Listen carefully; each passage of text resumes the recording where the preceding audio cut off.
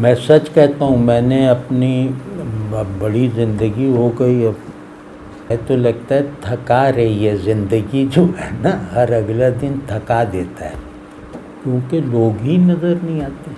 ہمیں زندگی اچھی اس وقت لگتی ہے جب لوگ آس پاس ہوں جو بتائیں کہ یار زندہ رہو ابھی، اب تو کچھ نہیں۔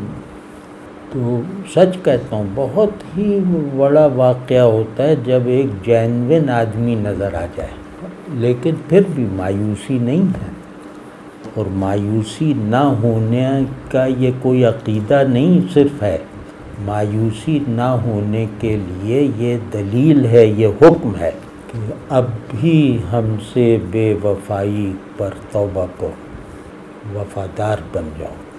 اور تمہیں یہ سننا مطلب یہ بات جیسے ہمارے لیے ایک عام بات بن جائے کہ بھئی بچے سے تو یار بہت زیادہ محبت ہے وہ، لیکن اللہ کا لاکھ لاکھ شکر ہے کہ اللہ کی محبوبیت سے خالی نہیں ہے۔ کوئی ہے یہ کہنے والا؟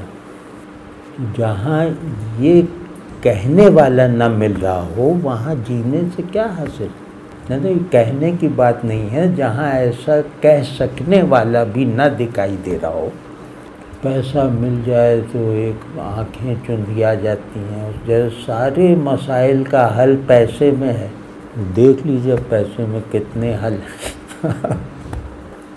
اللہ ثمن قلیل پوری دنیا کو آپ کے نفس سمیت کہتا ہے کہ ان لوگوں نے دین کو تھوڑے مول پہ بیچ دیا۔ تھوڑا مول یہ پوری دنیا ہے آپ سمیت، اگر آپ نے دین کو اپنے لیے بھی بیچ دیا ہے اپنی قیمت پہ خوشحالی کی سے، تو اللہ محفوظ رکھے، اللہ محفوظ رکھے۔